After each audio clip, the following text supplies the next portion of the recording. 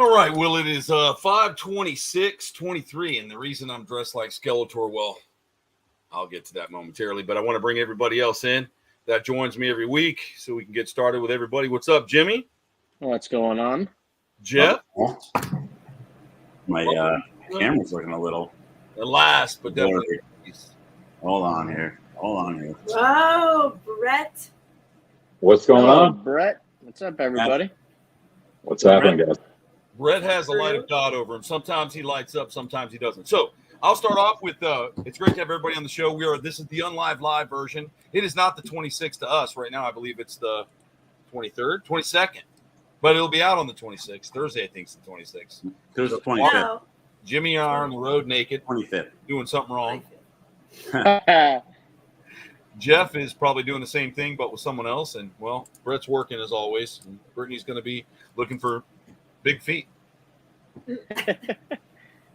Not talking about where I'm going, but I'm going. Anyways, other than that, I want to start off. Well, Jeff came by to visit me last night, introduced me to his new lady, and brought me all hail Skeletor socks, dude. Oh, yeah, dude. We all know that I'm a fan of the villainism, so I decided tonight I have everything.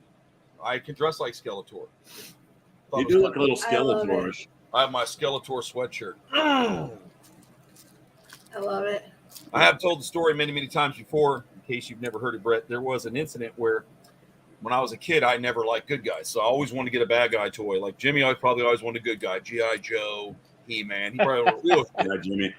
Mumra, Skeletor, Cobra. Those were all my favorites. If they were bad, I was in there like a pink bear in fuzzy underwear. However, so the stink, I get it from Toys R Us. I remember. You go in, the Toys R Us was a big deal back then because it used to be Lionel Playworld. If I'm correct, Jeff, I think Lionel Playworld turns that frown upside down. Playworld, yep. That's right. So Toys R Us, Jeffrey came in, fucked it all up with his long neck and his crew. I think he was a giraffe. And so I got this thing. Mom's like, "Oh, Jeffrey all together." Now I want you to know, if I move my camera, let's see if I can move it. Right above me up here, you can kind of see it. Let me lean this sucker back. That's the staff from the movie with Dolph Lundgren. So I had a replicant made of the Havoc staff, so it hangs in my office. A lot of people always say, "What is that Ram staff upstate?" And I go, "It's not fucking, it's Skeletor. Calm down." Anyways, so when I was a kid, I'm serious, I got it. So I had the Havoc staff. Well, I was just so happened to throw away the package or throw it on the counter or whatever, and I'm running around. I got my yellow glow-in-the-dark skull mask, and it's like a piece of vinyl that replicates this skull and crossbones that sits over your shoulders. And then all of a sudden, my mom's like, turns over the box, she's looking at it, and I see her, she's like, "Use this Havoc staff to summon all the evil forces from hell to fight He-Man," and whatever that bitch's name was. And she's like, "Bring that over here." That devil shit. And she threw it, or devil stuff, and she threw it away. So in 2016, obviously they were only made for one season. It was just, when those cartoons would come out. Sorry, it's a little hot. When those cartoons would come out, they would always create like a toy or something to it, like the Karate Kid. You could get the doll for like a couple weeks. So it was gone forever. So until 2018, I tracked one down in Europe. So I had it shipped to me. Now I have it in a shadow box, hanging on my wall with Skeletor next to it. And it's the same size, a little Havoc staff for the ages 3 and up. I finally got it back. Came back to me, man. So everybody knows I'm a Skeletor fan. So I get Skeletor side. I mean, Jeff's done it up. So I forget. I think my mom got me this. She sent me a sweatshirt, a Skeletor sweatshirt. You always look for Skeletor stuff when we're on the road too. I love it. I wore this shirt for Brett. What is it? Purple Rain. Purple Rain, bro. Look at that bike. Oh, damn. All over the fucking place in Colorado. Could you imagine how rich we'd be right now if we still had the toys? I mean, honestly, who is not going to take that toy out of the package and play with it, right? But those packaged toys right now, they've got these people out here that sell this stuff for like, some of them, the figures are going for like $500 a piece. I know, dude. I've seen that too. The original, what were they? The original Ninja Turtles too. Like if you read the original the kits and stuff, like they got them everywhere. And I'm into that. I think it's cool. I wish I would have kept some stuff that was still wrapped. Like I have the American Werewolf in Paris. I've got that one contained, and most of the set, the Seth MacFarlane collection. You definitely want to hold on to that if you can. Nah, I got you I got you something. Next time I see it, man, when I come out there, I got something for you. Smooth, buddy. I love it. I picked it up the other day. I thought of you. Now we got to be really cool on this show because, Awesome. thank you, because we have no comments, so we just have to talk shit amongst each other, Oh, sounds good. Let's begin. which is really good. So, yeah, I think Sorry, I'm it's still trying to figure out my laptop shit, guys. I hate my phone for this. that's okay, Jimmy. We have to have some drama. Why do you hate your phone? You're super That's clear, the bro. drama. You're Your super phone clear. view. You look HD, man. Hi, He does. He does. He does look really Yep. sharp. That's Jimmy. I dig it. So, Jeff, what about you, man? How's work been? Anything crazy Work- going on? Work's been good. It's been crazy.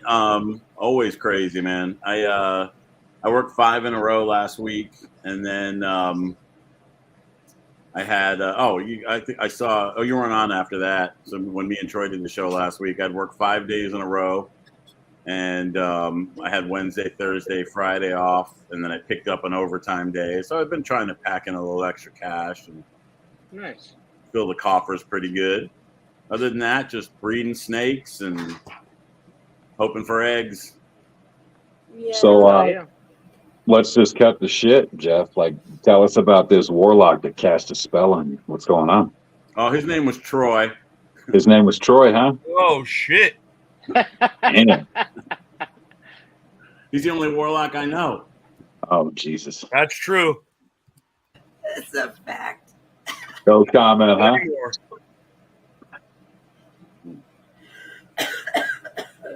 That's Why is it so hilarious. quiet, Jeff?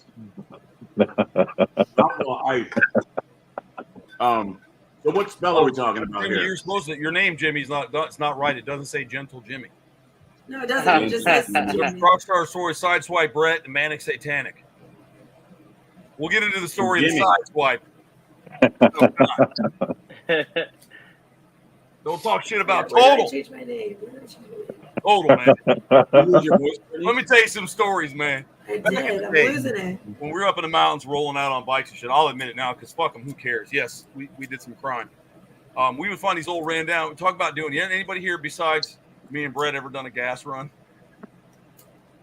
Nope. A fill and ditch. You ever did that, Jeff? No. Villain ditch. Yeah, we Oh, fill like our on the tanks bike? and shoot the fuck out of there. You go to some old ass town in the middle of the desert, you fill up your tanks, you look around, you haul ass out, leave the pump on the ground. Yep. Look at Brett Yep. remembers, man. We were everywhere on motorcycles in the day, bro. Sometimes you run out of money and you just it's like Dine and Dash, man, but for the motorcycle. Sometimes we didn't even know where we were. I know. Yeah. Man, Jimmy, I really want you to go with me sometime to Colorado, buddy. One day. I One want to day. get you out there. I know it's a long. I know we got to drive it because it's too long, but goddamn it, one day, man. There's some shit out there. I might. Jimmy may never come back, man. Right? He'll be Hey, Jim. miles deep in So, marijuana and mushrooms. I need to haul all the animals up here. We need Yep. to start getting them up here. That's right. That's right. What happened, dog? Can you A imagine? whole new world. Come again? It's a whole new world out there in Colorado. It is a It's very whole wonderful new out world there. out there. So, Brittany, Beautiful. you just left town for a little bit. Can you Mhm. talk about some of what you did when you left town? I mean, can you speak about it a little bit or not? I can't talk about the work I did, but I can say where I was. I just can't talk about the work I did. But you can't say who it was either. You could tell us, but you'd have to kill us. Well, definitely not in the air. But so where'd you go, and what was it about? Well, can that be kind of a cool thing for people to hear? I think that's neat. Tell us what you get done.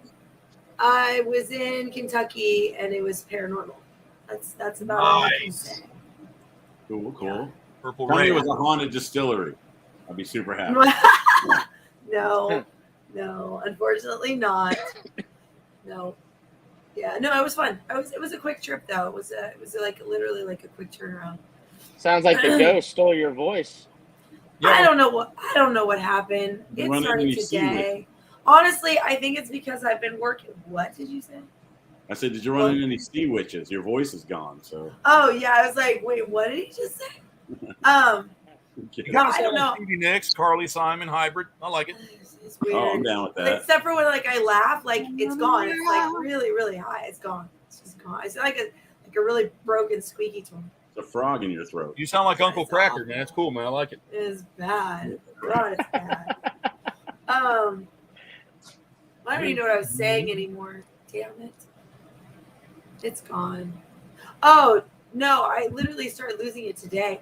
I honestly think I'm just like I'm ran dry. Like I've been working around the clock, around the hours, and I'm just not sleeping, and then also doing the kids. Like I think it's one of those things where I run myself down. It's called exhausted. That's what it's called. Jimmy does that every day. He's out there. I'm like, what are you doing? Oh, I'm putting in a phone poll. I'll call you back in a minute. I'm like, God damn.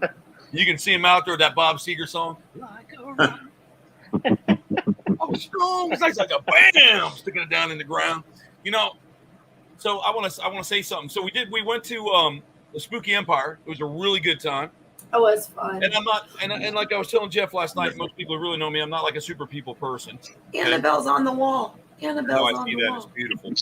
So I'm not like a super people person. So I kind of avoid shit. It's kind of look, if it's not pertaining to business or marketing, I go away from it. So you guys probably are familiar with the Terrifier, and the Terrifier is like a pretty cool movie. If you know, it's about that black and white clown. There's 1 and 2, really really cool stuff.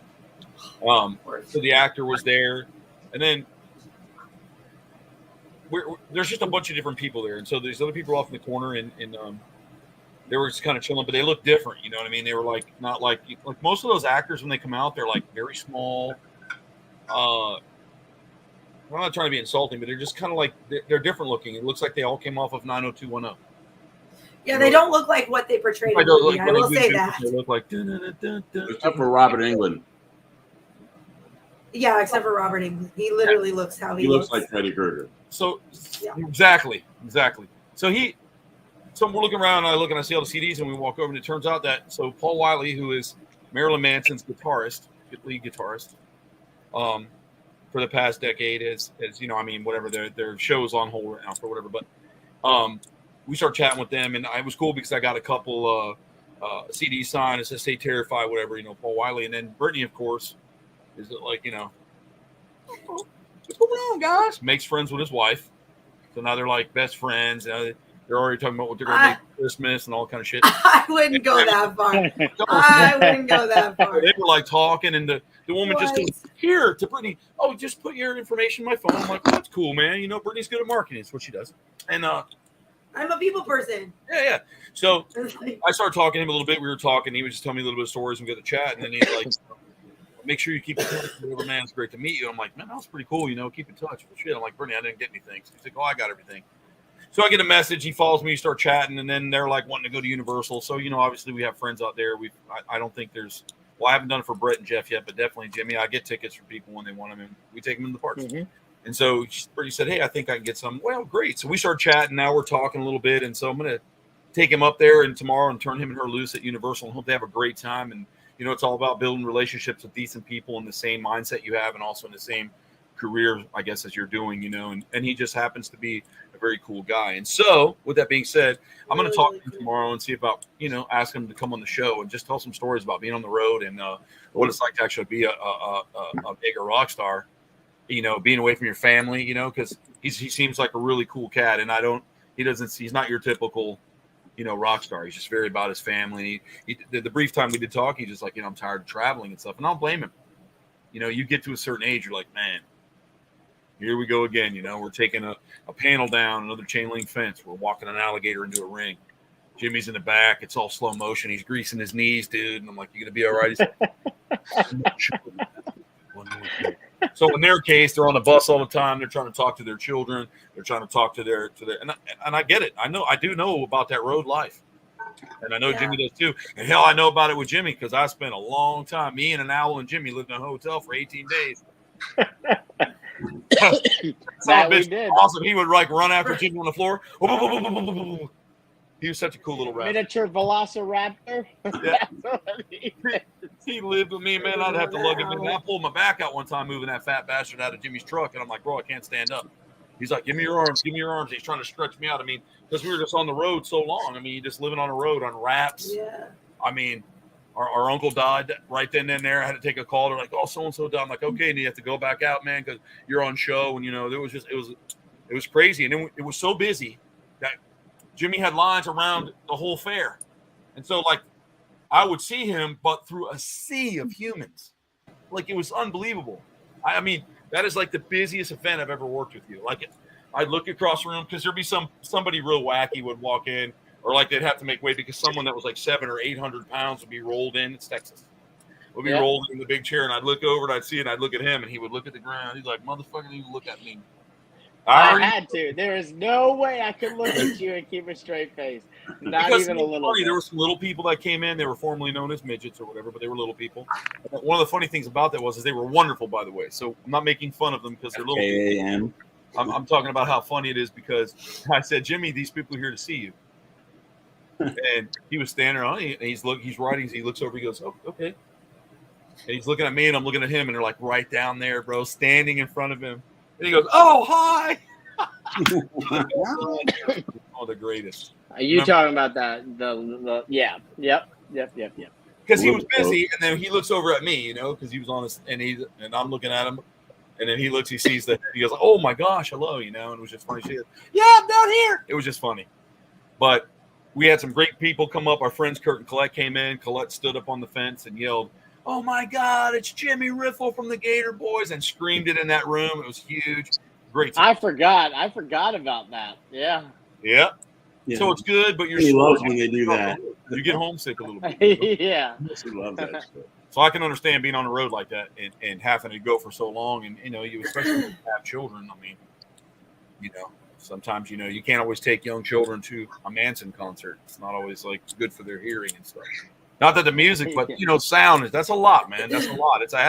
That's a heavy thing, and so and the people. Yeah. So when you get to talk to someone, you get to understand like it's just a job, and but it's always interesting to hear. So I thought I'd ask him if he'd come on, and I think he probably would.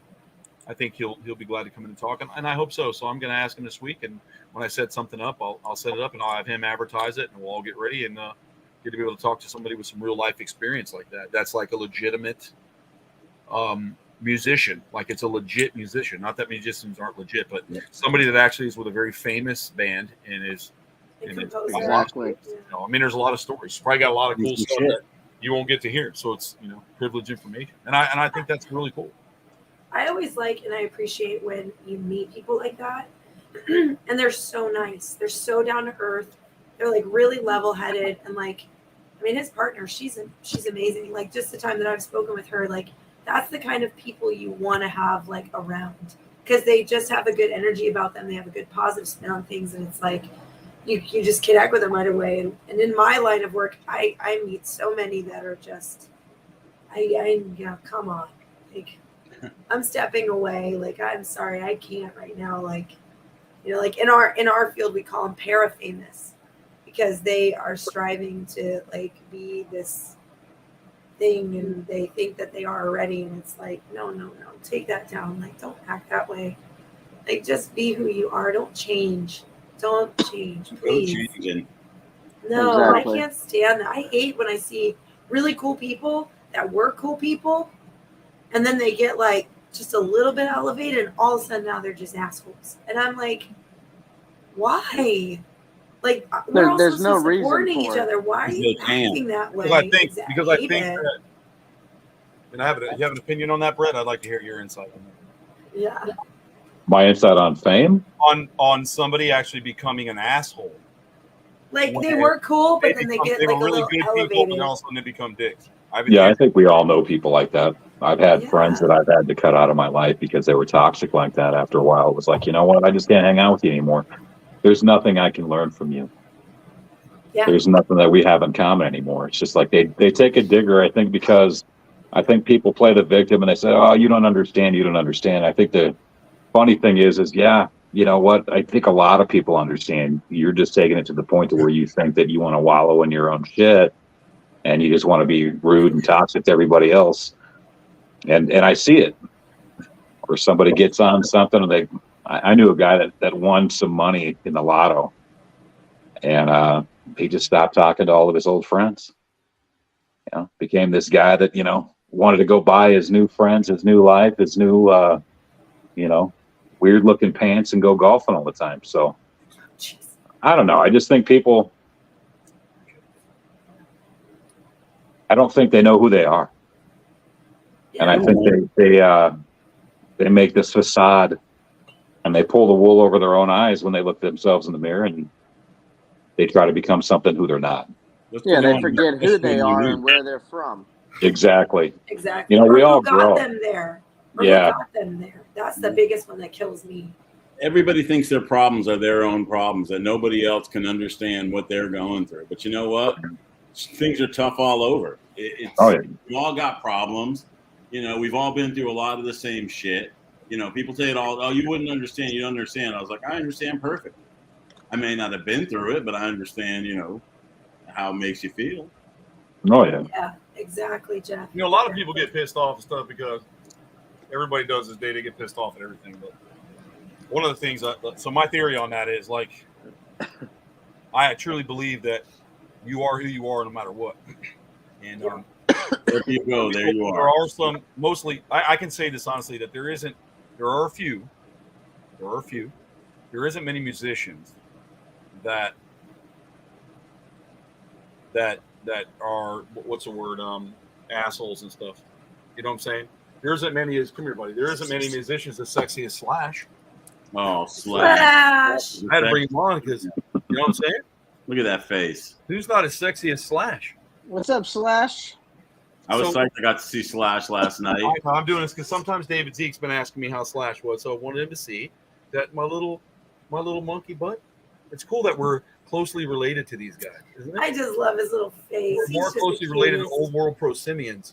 So this is the kind of stuff that I get to do every day, so I'm very thankful. So if I had a whole bunch of money, I would just make their lives better and everybody's in mine. And I think that that's important because most musicians are dicks and they work hard to get there and they suffer and they live in bands and they just go through a terrible time. And then when they get there, they just remember that. And so most of the musicians that I've met in real life, in real time, Rob Zombie, Wayne Static, who's now dead, this guy, Paul Wiley, Ricky Rocket, in person, and begin to speak to them. And they really are just good people, man. And I learned a lot about Rob Zombie. You want to go? Okay.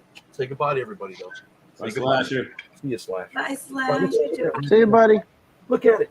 So, thank you. He's the best. With that being said, I learned that Rob Zombie really, and you can find stuff about it, he never really wanted to be a musician. All he wanted to do was make horror movies, but he was really good at music, so he ended up selling his music to fund his movies. I thought that was amazing.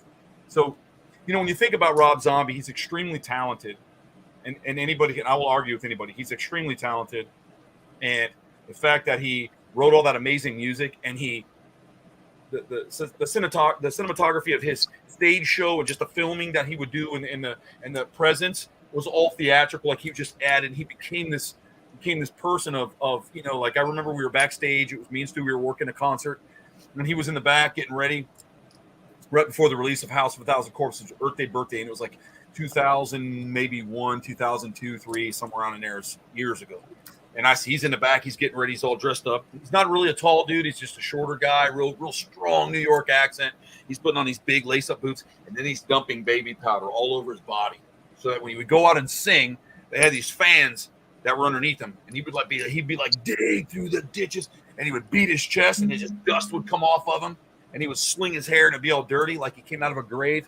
Absolutely fucking pure talent to me. Puts on a show, amazing. Then to go and make these kick-ass movies like 3 from Hell and House of a Thousand Corpses and the Jason movies or whatever, or Halloween, whatever one he was doing it. Yeah, cool animation too. Yeah, he's done all that stuff. He did the Monsters, didn't he? He did the he just did the Monsters. Head to America. Yep. So when you think about those people, and then you see someone in a suit and tie, off a government worker, you're like, "Fuck you! I'm going to strive to do what I want to do." And I think that's where that all comes in. So those hard workers like that are usually humble and good people. Now when you get in other areas where you get a lot of people who become actors and they get sucked into that frame of thinking, and they all become their own, neo-Nazi fascists about one thing, and I think that's where you find it at, because I don't think anybody on this panel right now, except for Brittany, would probably be terrible if they had a lot of money. I'm just kidding. You probably So, Oh, dude, I just buy a high rise so I I can would piss help on all all the my peasants. I would just help all my. I mean, that's just how I feel. I just want to bring them up too, man. I mean, I don't understand why you wouldn't want that. I think Mark Wahlberg nailed that real good when he did the movie Entourage. Yeah. You know, he's taking care of a few of his guys. They work for him, but man, he's really helped them because he knows they're not going to get that opportunity in the real world that they want to do, and he was providing a dream. I think that's really awesome. You know who stayed that way? Who I really admire is Kevin Hart. Yeah, him too. He took care of his boys. He took care of his family. He took care of his. I mean, like, and he never forgot where he came from. Like, he was like, you don't forget. You don't forget the trials and tribulations, and you don't stop working. Like, you just keep working. And he has. He still runs, you know, like all of his platforms. He runs them all himself. Like, it's impressive to me, and he's humble. Can't do that. He had a couple moments where he had hiccups. You know, he made a few human errors and a human mistake, but he owned up to it, which says a lot about him, where he came out to his fans. And so for me, one actor my that heart's always for Kevin Hart. one actor was Keanu Reeves. That's Yes. one guy that I would Perfect hands down would be the guy that I'd like to meet and, you know, just tell him, you know, strive to work he's in the awesome. direction that he is. Like, be like in his direction. Understand, do what he does in your own way. Yes, exactly. Yeah. You know, you don't want to be Keanu Reeves, but you know he's a good Exactly. person. Look at go. He is a brand and a business model of life, and I think that's a great thing to say. Yeah. That's true, Jimmy. I got the opportunity of meeting him once, and I was working at Disney at the time. Yeah, he came with his mom and his grandma to the park, and he was coming in through one of our rooms, and a friend of mine was like, "Hey, I know how much you like Keanu Reeves. I've met him a couple times. Do you want to meet him?" And I was like, "Yes, I do." Oh, I met some celebrities that were super down to earth and cool. Jennifer Tilly, Tiffany, she was great. Bride of Chucky. Yeah. And What's her last name? oh, dude, fucking Jimmy, the mouth of the house, the mouth of the South Heart. I met at the airport. One of the most laid back dudes I've ever fucking met. Isn't it cool? On camera, it's like, let's do some selfies. Holy shit, dude. I remember years back, I was flying. I forget where I was coming from. He was still alive at the time. You'll remember. Some of you will remember. But I ran into Wolfman Jack in Salt Lake City. Jack. Yep. Yep. And I remember I heard him, and people were talking to him, and I got to say hello to him. You know, we're like talking. He was telling, he's like, "Yeah, well, I was traveling back there in 1992." You know, I was like, "Man, listen to him." And I remember when I was a kid, my dad would listen to some of the stations. You know, it's like, "This is Wolfman Jack," and he'd be like, "Ooh," and he would play all that rock music. Like, he was iconic, man. Like, so cool. You have to be within that decade to understand. And that's another thing that Paul Wiley said to me. He's like, we were talking about shit. He's like, everybody's like this. We're just looking at video games, and you know, they're all bent over. And he's like, I said they're all just like this. And he goes, bro, he said, I think that we got to grow up in the best era. Oh yeah, dude. Yeah. We didn't go through the Depression.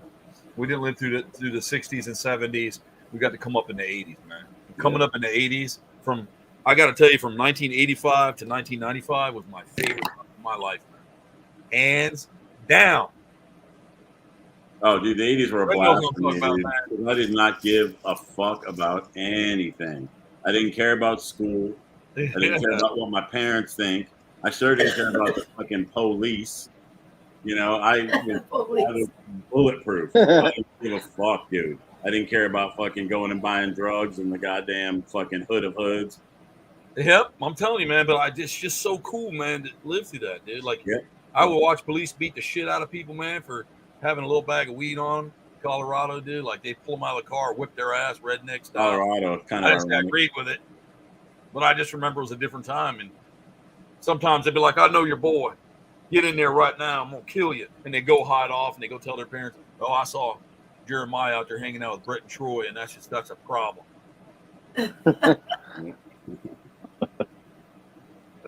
You know, my brothers, man. Like we fucked around, but my brothers were dicks, Jeff. They were always in trouble, man. Yeah, they were. We were always cleaning up. I was always cleaning up after them, man. That's like I said. That's how I met Brett. They were gonna jump me. Like 7 guys were gonna beat the fuck out of my brother, and I'm like, you're not gonna do that alone. So I was gonna get in, and we were gonna fight like motherfuckers. And they're like, oh yeah, Brett, man, this guy Troy, man, he's talking shit about you. He said you're a fucking bitch. And I'm like, okay, who the fuck is that? You know what I'm saying? And this dude, back, man, walks right up to my face. I'll never forget that, man. As long as I live. Yeah, I guess we're gonna go to town here, man, because my brother was a dummy, man. But you can't do that. You gotta stick by your people. Yeah. And then they all flipped. It flipped real quick, and it was a good time, man. I want to go back and stand in that spot. Oh, that'd be cool. One day I'm gonna go stand in that spot, man, because that was crazy. I thought I was gonna get the fucking shit beat out of me that day. So Brett walked up to you and said that to you or to the No. other guy? Somebody said, "Hey, Brett." They yelled at him. Brett probably knows the story better than me. And they're like, "This guy's talking shit." And he goes, "Who?" And he stands up and he walks over and it's a dude with his long hair, side swiping shit. I'm like, "Oh fuck!" Like, that's fucking Brett Stevens, motherfucker. Who the fuck that is? I'm like, "No, I don't know. I guess I don't." Because at that time I didn't know. And then when the tables, what happened, Brett? What happened, man? I just remember Brett's face. We were face to face, man. I'll remember that till the day I die. Pretty much as the way we were brought up was different. I liked it better because, I mean, back in the day, like in those days we were growing up, I mean, we actually threw hands. We didn't get online and have a thug life mouth and 911 fingers. We dealt with our problems. Always love that when you say it. We dealt with our problems, and sometimes that was the only language people spoke. With us. So I see Troy out there, and he's got his stuff together. He's got decent clean. He wasn't a scumbag, and he was surrounded by these guys that thought they were tough because they knew of certain people. See, your reputation was different back then. I didn't really care to have one. I'm more the silent type. I'm more that I take care of my own. I'm a humble man, but I watched these guys go up there, and then one of them turned around and said, "Hey, they're talking smack about you. This guy's talking smack about you." And I had seen John before, and I knew that he had a mouth on him. Yeah, but he was he did. I mean, he was, but you know what? He was fearless, man. He said what he wanted to say. Where we come from, I mean, if you beat somebody up like that you can, you don't get no points for that. But you gotta give me also, man, because one and done. Adopted. So he was in war and his fucking whole leg was blown off and half of his other one. So he had already been through some serious. So a beat down by a couple of white boys and one black dude in the mall was no parade. They were talking. They were saying that Troy was saying something about me or called me some names or whatever like that. And I walked up to him, and he had a different look in his eye. I look at your soul, and I walked up to him and I just looked at him and I cocked my head at him and I was like, "Who the fuck are you?" I've never seen him before. And he goes, "Whatever, man, we gonna fucking do this or what?" And then I realized, I'm like, they're gonna jump this guy. They brought me in and they're like, "Oh yeah.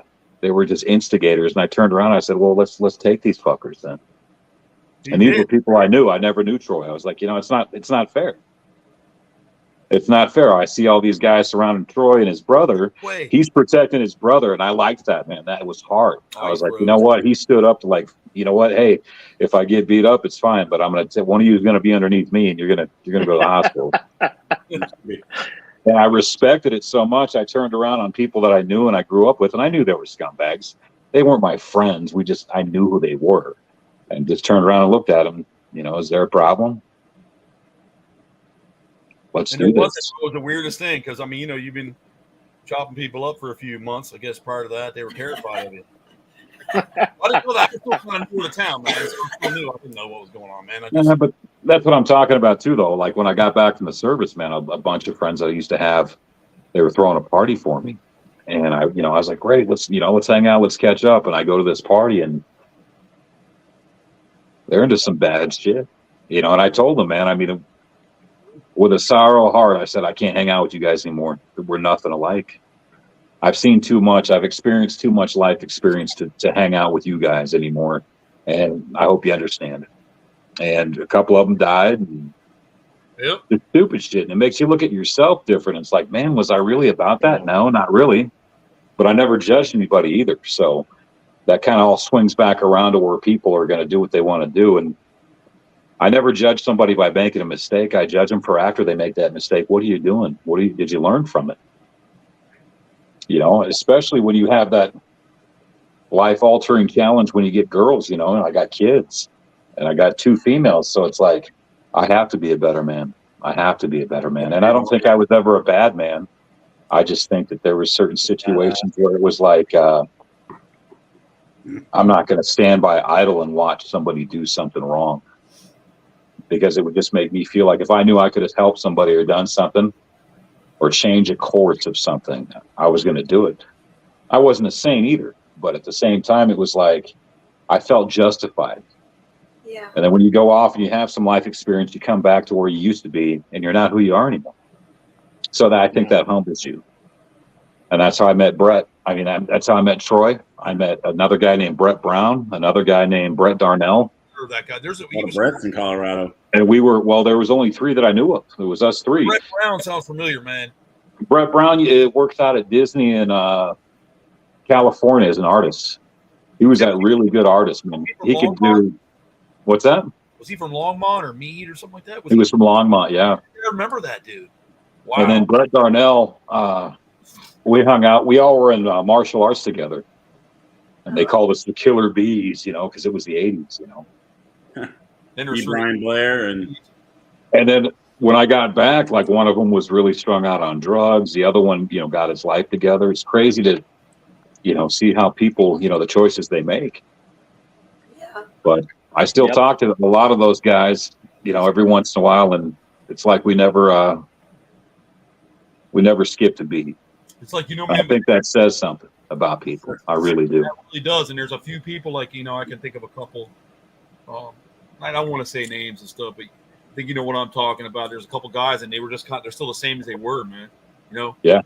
One of them had like a really bad porn addiction, and it didn't get him nowhere, but the same place he was when we were 15. So I mean, a treehouse with a bunch of magazines. Kind of see him, man. You could kind of see these guys, and then you always knew like there was a few guys that were like, that were like,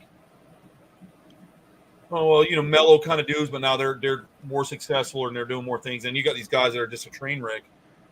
And usually, if you don't stop by the time you're 19, 20 years old, you're a train wreck the rest of your life, man. It's when you stop blaming everybody else for your problems. Yeah.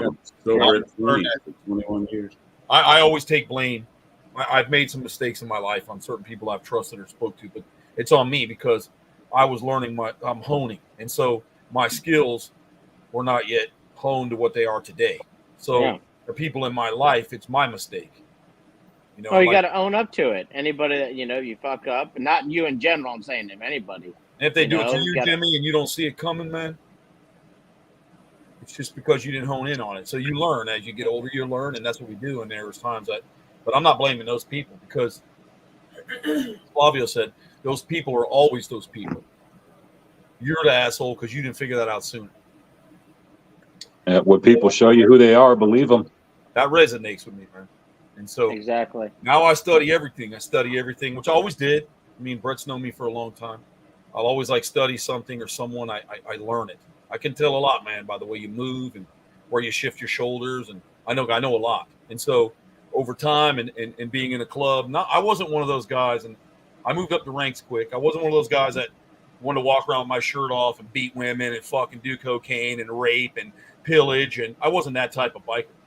And a lot of my brothers weren't. And so you got those guys that are they get in these terrible relationships and they beat the fuck out of their women and they're just horrible. And then they blame it on something. They're drinking, they crash their bike, they kill a family. I mean, I saw a lot of that go on and I was like, man, you're part of something elite. Why would you do that?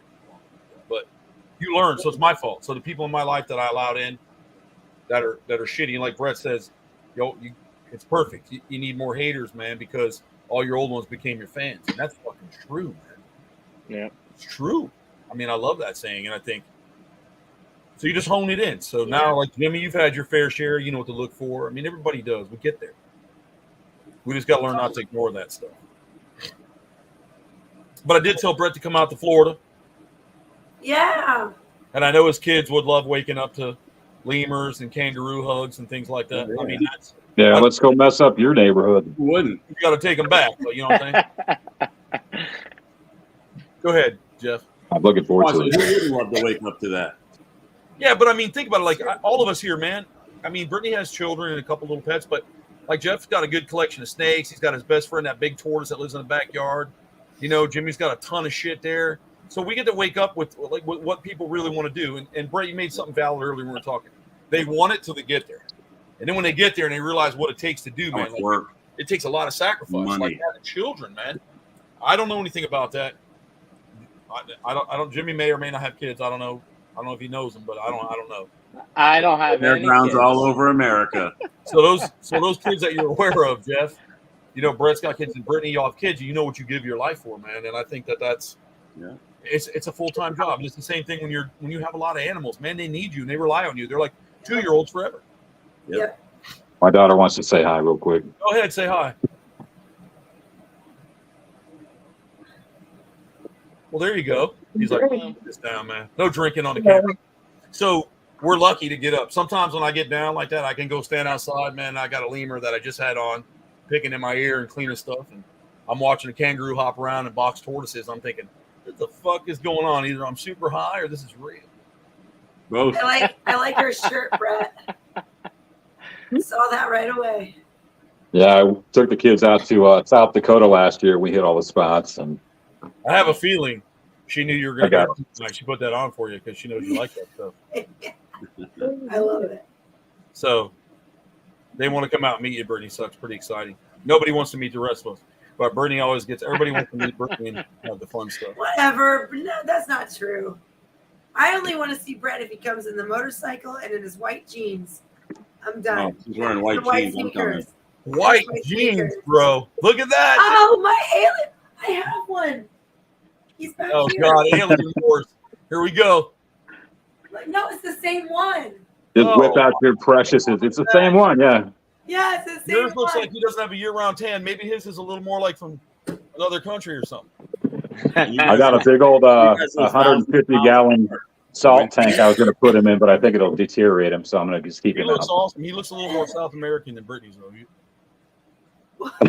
Yeah. Still the same one. Yeah. Brittany's got the white people version of the alien. I guess. Thanks, Amazon. I mean, let me ask you this. Let me get on something controversial real quick because I want to ask Jeff. He usually knows about this stuff. No. So I was reading. I may be wrong.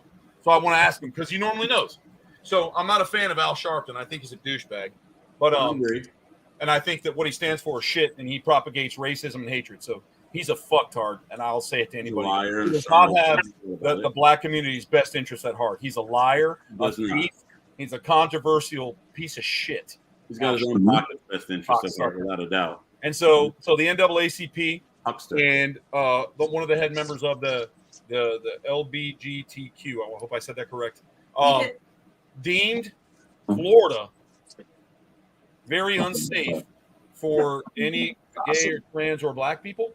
And so he's telling anybody like that not to come to Florida because it's unsafe. Is that true? Like, are they making those statements? I mean, I just read it on like the news. I was like, I wouldn't say unsafe. No, I would say probably he used that word. Less tolerant than some states, but we are a terrorist state. They did put the ban out today from the NAACP that came out that said Florida is not a safe place, a safe state for you if you're in these. Yeah, see, that's just more propaganda. Minority groups is what it was listed as. Because that's not true. No. I was out today and I saw blacks and whites and Hispanics all walking around chatting. I talked to a couple of them today, man. We were talking about some stuff in the aisle. I didn't feel any kind of want to hurt them. I didn't feel like they want to hurt me. I think it's all lies, dude. I'm sick of it. Well, the problem is, though, is I just feel like if you keep pushing that out, it starts that aggression. It feeds it. And that's what they want, you know? I have so many different friends from all different walks of life, Not once, if I'm in public, do I judge somebody by who they are on their outward appearance or what they stand for or whatever. Like, to me, I'm just like, whatever. So, but if this agenda like pushes too hard, people feed into that. And then it becomes like, oh, I don't want to say that. I don't want to start a fight, or, oh, I'm afraid. Did I say that too much? Did I offend? You start second guessing yourself, and then it just becomes a problem. And I don't think they should have said it. It's terrible because, the problem is there's a lot of young minds, man, and they're always buried in media, right? And if you feel protective of yourself, I mean, even in some of the stuff that we do or look like, or, like I was talking to Brett today, and we were talking about stolen valor. That's disgusting, right? People do it. Or all the time. People who try to get tattooed like me or Jeff and then go out and act like they're fucking, the shit because they did it in a week, Or, it's offensive to be in a motorcycle club and then see a cop dress up like a 1% biker and ride up next to you like fuck you, like you hated us, but now you want to look like us, kind of thing. So right. I think that when you preach that kind of stuff, people want to defend their organization, and when you perpetuate it to the youth, they really have to decipher what they're looking at. Because I don't really care what color you are, where you come from. You just better be cool. I don't care what you put your dick in or what you slide your sausage wallet on. Just be cool to me and everybody else around, man. That's how I look at it. Yeah, no, and I think that's great. I think Florida's probably not a super trans friendly state, for sure. What's that? I said Florida's definitely not a super trans friendly state. Well, there's a lot of them here, so I don't understand that. Is it not trans friendly going on the internet? Because when I go to Universal or when I'm talking about some of the policies specifically, that to try to stop anything, related to teaching, like to not teaching, but explaining any of it, even in college courses, which is just none of anybody's fucking business. Especially with the government, dude. The government should stay out of all of it. I understand. I agree 100%. Just like they want to ban all the animals you have or what you can look like. Oh, agreed. Yeah, but they never will. They never will. Fucking A, because we're too damn strong. You guys know what happened in 2014, right? What's that? In 2014, what Obama overturned about the propaganda. No, what happened? Pretty much there was a ban on propaganda in the United States, that it was illegal to have propaganda. Subliminal messages, things like that in movies, shit like that. Walt Disney's been getting away with it for a long time, but he overturned that, so he allowed propaganda to go in. So you can have, that's why there's no warning labels on cigarettes. There's no warning labels on this. On cigarettes? Well, there's a warning label, but it doesn't tell you, what's in it. Same with your food. Because it affects business. Exactly. So the thing is what's crazy is, like, I remember when the Black Lives Matter thing happened and everything came out. I don't think people realize they inflated that so much to where they made it seem like these people were like right outside your house, man. Like this group was so big that, you got to be afraid of these guys. BLM, blah, dude. You're talking less than 1% of the United States was even involved in that shit, and they make it seem like it's so big. So it's just that fear, and they feed off of that shit. So when they say stuff like that, man, it's just the whole divide and conquer again. It's all Sun Tzu, man. It really is. I think we all can agree that we've all said this before. Like, they all have their hands in media, and media drives the world right now. So if anyone from any side, any extremist from any angle, if you want to push your agenda, you push it through media. Everyone knows that. I think both sides. That's how they do it. Fucking ridiculous, and I think it's the stupidest thing. And they get on the media. I think it's dumb. It's ridiculous. Both sides blowing it up. You need to sit right in the middle and understand where you're going, and the people need to vote. It needs to become a vote. And I don't think that if the people vote that there should be anybody be able to overturn that. There should be no one man on any side, on anything that should be able to overturn that. If you go in and it's me and Jeff up there and we're like, okay, we're taking votes today, and the people come in and they vote and we count them, I go, Jeff, there's 600 here, and he's like, well, I have 750. I can't go, well, I overturn that, fuck the people. And that's what's happening, and that's not true. The people need to vote. Bring the communities together and vote it up. Let all the other shit go, dude. Exactly, and that's where it should be. That's my opinion on it. Because when it's done, it's done. I don't one-sided on anything, man, because everybody's got a different journey to walk. I just don't like pushing something to the event of, terrorizing people. Because to me, it's offensive. You scare people's children. You scare elderly people of all walks, colors, whatever, and it's not right. And they know to perpetuate that. And I'll tell you, Jeff, you'll remember when the first continuous news network started. That's when we started having problems. Yep. They were pumping propaganda about the Desert Storm and all this kind of stuff. I mean, and scaring people. And that's just the way it goes. And unfortunately, I think that if you have to get into a rabbit hole and you have to really look to really find, to get through to pierce the veil. It's impossible, man. Nothing's ever going to get done in this country for the foreseeable future, and nothing. It's going to be a brick wall on both sides that fight each other to the death. And if one side wants something, the other side's going to block it, and vice versa. It's that business as usual. Politics runs the world, no matter who's in power. You know, be it Democrat, Republican, or fucking communist. It's neither of them. It's all big business, man. That's right. Really That's what it all comes down to. It's all trade. I think it's funny. I was reading on Yahoo News that on the set, the Tulsa King, Stallone, you know, he funds all that. And he said, no woke shit on here. We're not discussing that ever again. We're not bringing that up. We're here to do a job. We're here to be an actor. We're not here to spread politics. And he was real adamant about that. He didn't want to hear it anymore. And I think that was really interesting because you're there to work. You know? You're there to work. I just wish that, you know, like it's the biggest thing we're taught when we're kids.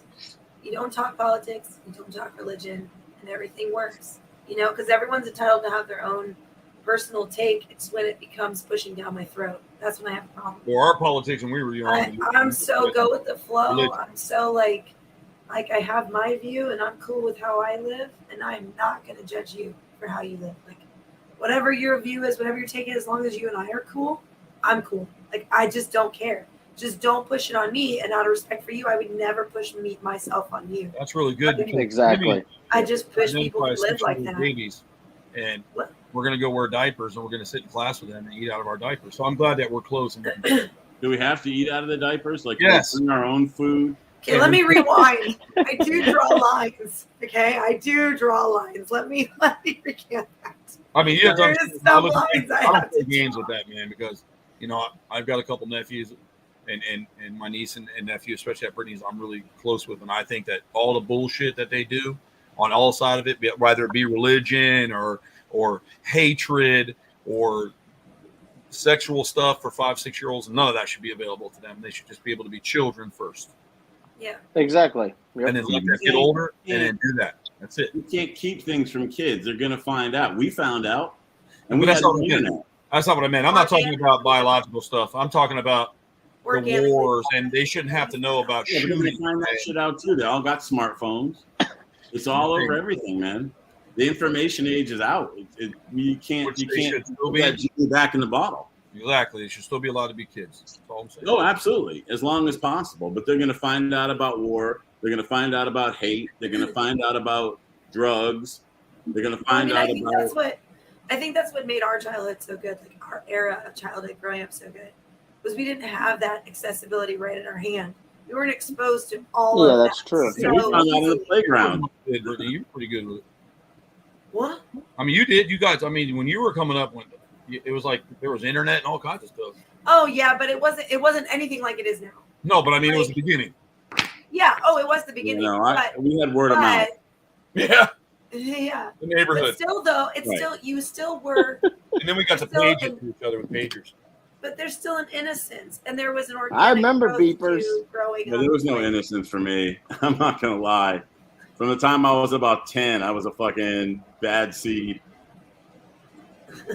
Well, I know. But 10 is different, though. Not me. I was a born again Christian. Well, we talked about everything in my house. We had no fucking rules. The only part of that's true, Troy, is that you were born. Yeah. Yeah, I mean, coming up, I mean, I don't think any of us, at least my people, were bad. I didn't believe in bullying or hurting anybody. And,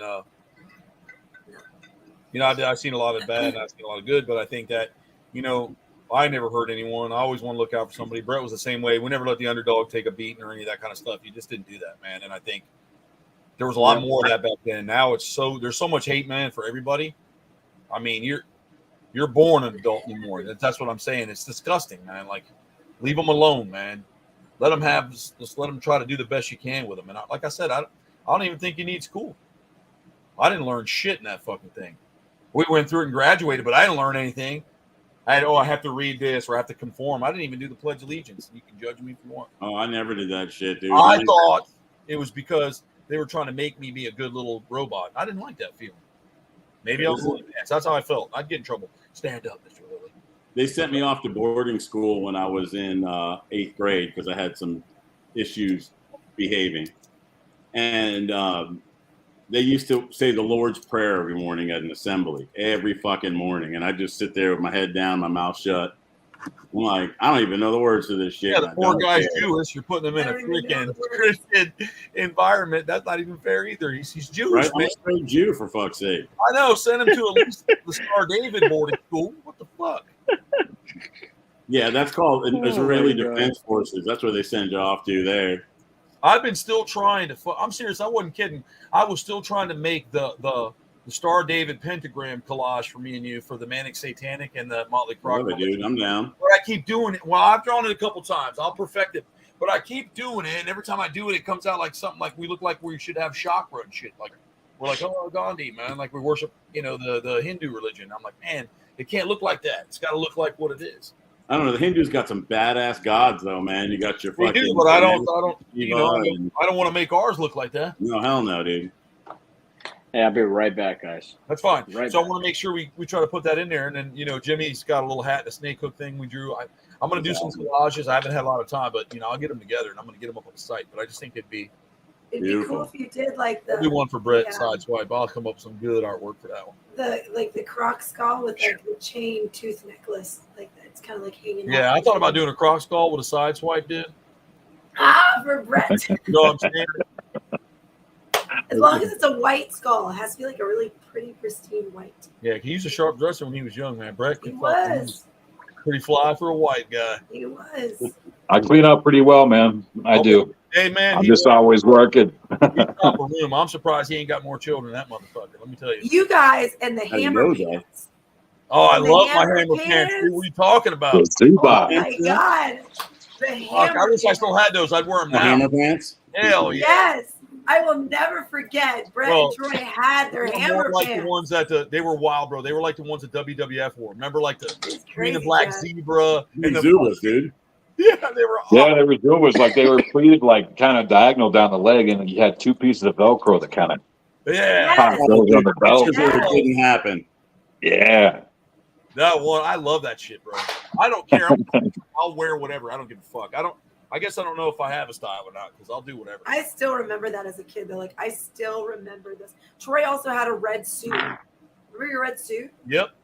I had a purple You one. remember too. his red suit? Yeah, you did have a purple one. That's right. Those suits were fly. And then sometimes he'd mix it up on you. And he'd wear it with, like, jeans. Yeah. With a white You know how turtleneck. badass and that red. looked with a black shirt? He was like- blue jeans. Bro, let Yeah, me tell you he something, man. had Fuck a- yeah. I can't even say what that was like back in the day. I still couldn't compare to fucking. And Troy's sneakers, I'm telling you, Brett that was guy the carried a hefty same. bag of pussy with him. These two, man, their sneakers, they kept them in the original boxes, like stacked. Like they Yep. were like, you I'll don't still touch do them. that.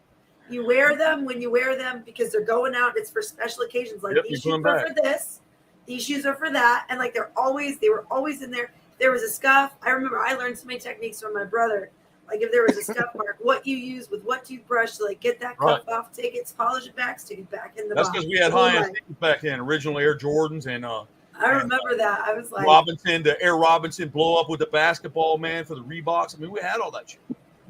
And they were Brett, did- expensive back then. They're like $200 at that time. So $200 back then was like $1,200 now. So when you got them, you're like, man, you got to take care of them. You pump them up slightly. You wear them. I'm telling you, man, that's the way it was I'm gonna back come then. for you. Deflate them, put them away. Listen, bro, you wore That's tight, right. like you wore like skinny jeans, man, pinched, like the Iron Maiden band guys did. And you had your sneakers on and shit. you know, Oh, You yeah, have I had yeah. long hair too. Brett had long hair, so we would roll up our sleeves, yep. fur coats. You know, I had earrings and everything, and I had real He long had hair. the chains. You had the chains clearance on there with, chains everywhere. brass knuckle belt buckles. I mean, because that Denim was jacket. that was. I could always tell the difference when like Brett would like Brett. You lived with us for a while too. Like you stayed with us. I remember there was like I could Girls always like tell. ZZ Top, man. He was like he was another brother. Like in my head, it was like Brett's another brother. Like these are my we brothers. did a lot of shit. But I always knew when they were going out like on the town. Like there was a difference of like going out to like maybe they What do I might get in picture night trouble. at the Roxbury? Something might be happening, but then it was like, no, they're going out. Like I always could tell the difference in the way they were dressed before they head out. Like it was so funny. Always And tell. then we would Coming catch up from the flashes, basement, and I'm people like, would sneak up on us and try to kill me in the car and smash me with a fucking bottle over my head when I had my T-tops off. Damn near knock my fucking eyeballs out. Remember that? Yeah. That newbie, if you watching, you bastard, fucking hit me with a bottle so hard the back of my head, bro. The whole fucking world went white. I thought I was dead. I literally thought I was shot. It was unreal. It was hit so hard, man. Them wine bottles hit hard, son. I mean, it was, Fuck yeah, they do. I like fell forward. And I'm like, ooh, and I was trying to get my shit back, and Brett like jumps out. What the fuck? They're like, whoa, Brett's in the car. Information would have been good 5 minutes prior. I've been beat, man. I'm telling you what, You know, I may not look like it now, but when I was younger, we fought dude, all the time. We were always fighting, dude. I know what it's like to have my teeth knocked out and pick them up off the floor. I really do. I know. You ever heard that saying? It's like if you fought one guy and you beat him, you fought his brother, you fought his cousin, you fought his friends, like you fought his whole crew girlfriend at one point or the other. And if you beat them, then it was a weird kind of like monarchy. It was crazy. Yep. So you had to pick and choose, but it was like, you know what, if you want to come up and, you know, if this is what you want, come get it. I mean, it was never like we were serving it up to anybody, but we never ran from it either. I have a scar under my chin to this day, man. I'm not going to say his name on here because we can't, but that dude, that one black dude that bit me in the mall in the ear and pulled me to the floor by my ear. Remember he tagged me? One time. I know what you're talking about. Yeah, don't say it. We ride along one time. This motherfucker came up behind me, he tapped me, dude. He brass knuckled me. He fucking got me, undercut me so hard, he busted my jaw and shit. I was unbelievable. Man, that was terrible. Yeah. Sounds like it. Yeah, and then your chin, you feel like pieces of bone in your chin. Fuck that. You know, man. Not good. Or your teeth. No, I don't know about brass knuckles, buddy. I don't know. Well, I'm good, man. If we're ever out and somebody fucks with us, me and you or Jeff or whatever, I'll get down, dude. Because I'll tell you something I can do. I can take a fucking hit, man. I'm telling you what. I can take a punch. Troy wears a certain set of rings. He always had since we were younger. He wears a certain set of rings on one hand, always. Plus, it's a legal weapon. It is. It's literally like a brass knuckle. You got to get them off your fingers before they start to swell. That's the trick. Yeah. You throw a couple good shots, and then the rings come off. You put them on the other hand. It was funny like that, though. I mean, I said, don't make me bring out the dentist. It's funny. I got this weird expression when we talk about that stuff too, because it's so hard to look back and be like, it really was that savage, man. It really was. It really was, man. There's no bullshit about it. It was when it was on, it was on. There was nothing. There was a gentlemanness to it too. I came from the fight. You know, I said it was very gentlemanly. You meet for the fight. Everybody kind of circles around, makes you a nice little ring to fight in. You know, you start to push back. I don't know where you grew up, but it wasn't like that at all. We'd get jumped. Oh, that happened too. I'm talking about people I went to school with. Oh, I got you. You were a city guy, man. Like you were in the city. Yeah. I come from Florida. There's like 3 houses in a 7-Eleven in this fucking town. And everybody shares the same parents, and it's fucking inbred rednecks and shit coming out. I don't even know. Matt Doobie's grandfather was probably his brother. I'm telling you, they were fucking cross-eyed, corn-fed, dumb fuck. Nathan was weird, man. I think he had FAS, man. I think he had fetal alcohol syndrome. I think that's what it was.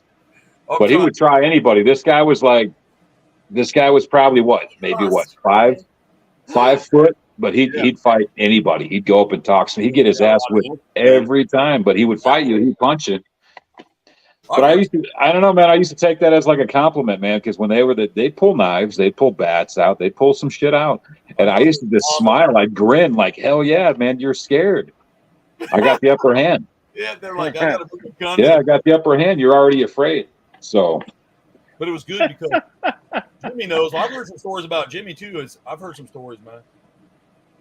Jimmy get blackout drunk and beat everybody up in the neighborhood and go home and have no, not that bad. But have a glass of milk. I heard you wiped out like 6 guys at a party. I was impressed as fuck when I heard that.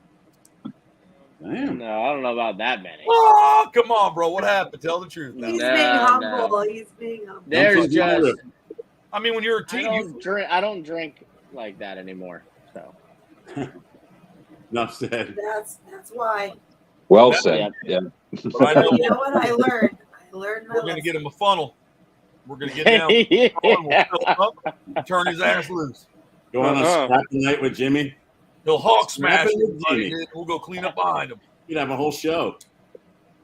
Welcome. It never got crazy like that. Not that many, but we had our fair share of bar fights when we were younger. But you know your businessman with your people, because I spent a lot of time with Brett, and I don't ever remember getting in a fight with him.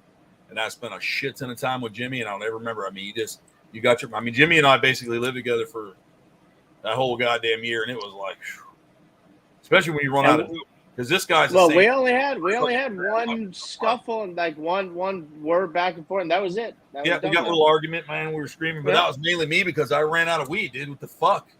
And I Yeah, had to- but you know what though? It Tragedy. happens. No matter what. Jimmy you was know? cool. He's like, bro, he was awesome. I got mad. I jumped out. I slammed the door. He goes, listen, you can beat the shit out of me, man. Please don't hurt my truck. I love that. I'll never forget it. I'm like, man, we snapped for a little bit. I got my head back in the game, but I was still coming out of some shit. So that was on me. That was on Jimmy. Yeah. So I was getting my head back in the game, and then we act like, and then within a couple hours, man, we didn't act like it never happened. So you got to be like that, man. But that was like nonstop. We were like married though, with no sex. We were in Ohio. Yep, that was Ohio. Married with no how'd you sex, get to, man. man? We were on the road for married with no sex for fucking 2-3 months. Wait, you told me you had lots of sex on the road. No, when he would fall asleep, I'd jerk off on him.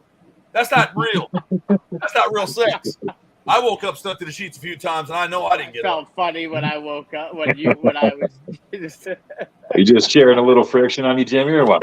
Man, he would come out with his hair wet, fresh from the shower, smelling ivory fresh, bro. What do you want? That's savage, bud. He has Damn. long Man. hair.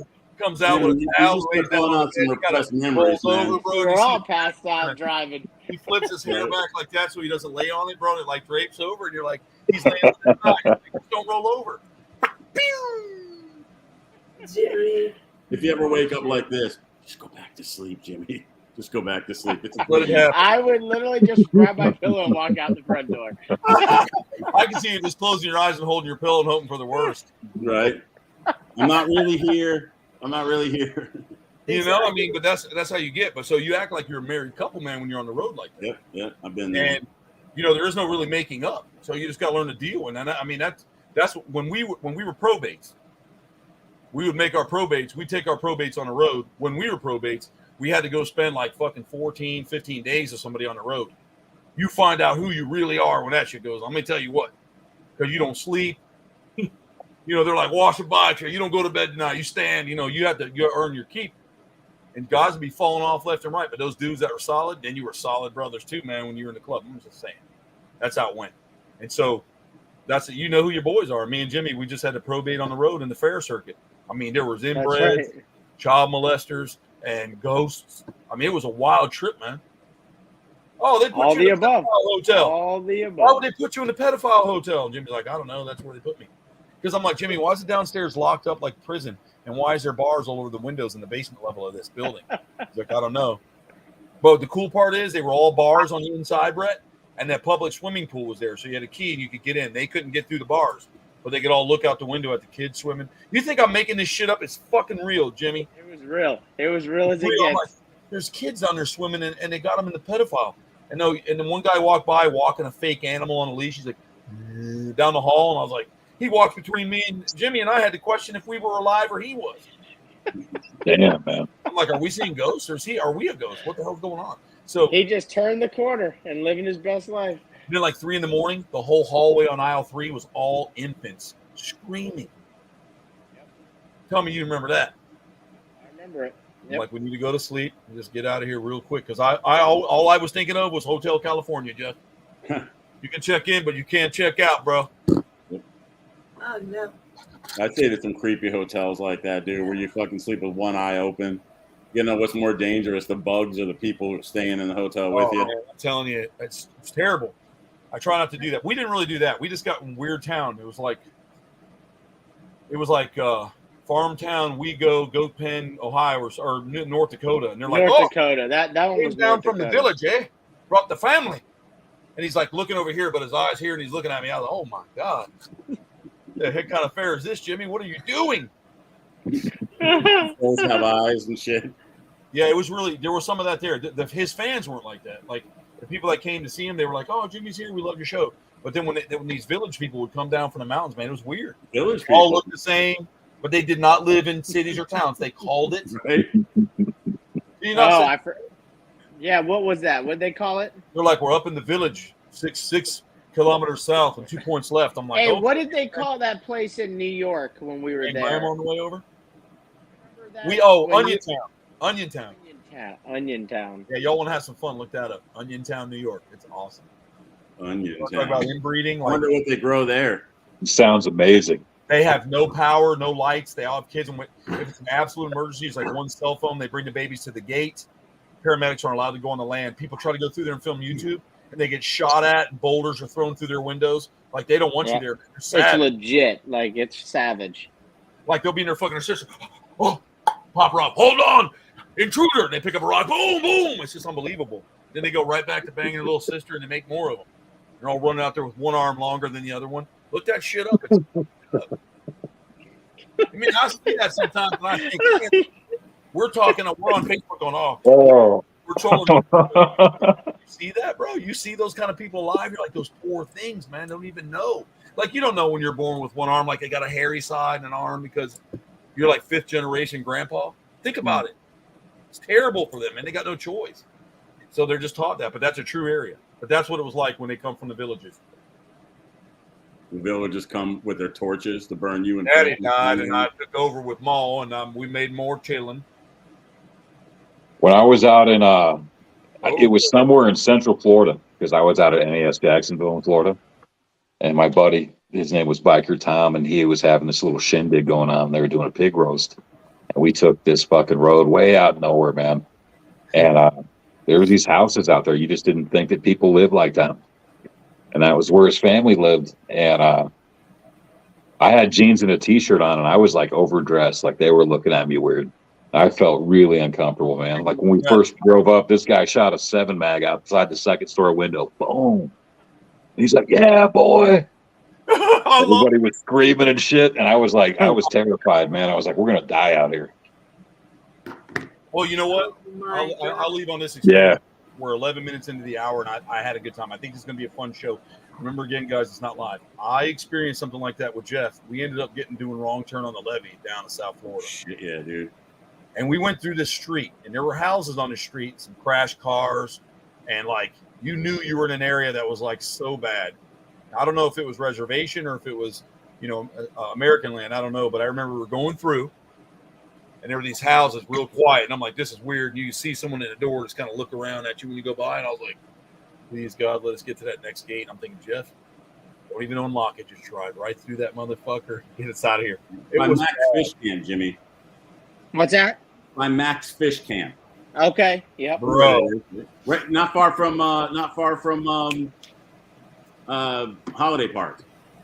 And we came around, and there was a Jeep. I said, Jeff, there's a Jeep. Oh, the one in the water. So the culprit had a Jeep crammed in there that was just stolen and thrown in there. And then there was like 25 people in the middle of the field with a huge bonfire. It sounded like there was chanting Saint. And I'm like, let's get out of here, man. Let's go. I was trying to join them. Troy made me leave. I was like, bro, I don't think we want to be part of that because I really think it was on sovereign land. And let me tell you something. They do not take kind to that out there. No. I can tell you that there's some of them the Jeep was kind of right off. It was us, 29 us on their property, which I 27. completely understand. And they'll kill you there, and there's not a damn thing anybody can do about it. No, there's still like a lot of Seminole Indians out there. Yeah, they have. Yeah, and big time. Really? Mikasuki's out that way. Yep. And most of the tribes down there and all they're awesome. We go with Jimmy. They're great people. I've got a couple of them that Jimmy introduced me. I have a great time with them. They know the swamps, but then you have some that just. And I was at one of the shows on Sovereign Land. I was looking at this painting, and it was America, but it was all the different tribes. And I was like, man, that is really cool. I like that. And this one comes around the corner, he slaps it really hard. It's like, bam! He's like, yeah, I wish it was still like that. Got you people here. And he walked out. That tells him right there, he should probably leave his property. Yeah. You need to get your Jimmy Riffle challenge coin out there in case you run into any problems. You'd be like, I know this guy right here, man. But I mean, right. Some of the older guys, Perfect. like some of the guys that we talk to, they don't like that frame of thinking, man. They don't want to teach that kind of hate. Like that's not something they want to do, and that's what they worry about. Like, what's our next generation? Are they going to fall into the hatred like we are? And everybody's going to hate each other again, or what? So they work just as hard because it's so interesting to see that they have a government there. I just think that's the coolest thing in the world. So we want to thank everybody for coming out again tonight. Brett, thanks for joining us. It was really You bet. Nice to see you guys. Yeah, it was really good. Likewise, Brett. And I think that, and also everybody who's watching this, we're not live, but we appreciate you coming. Yep. Thanks, everybody. For hanging Thank out. you, everybody, for watching. I appreciate it. I'm going to go ahead and end us, and we will see you guys next time. Bye.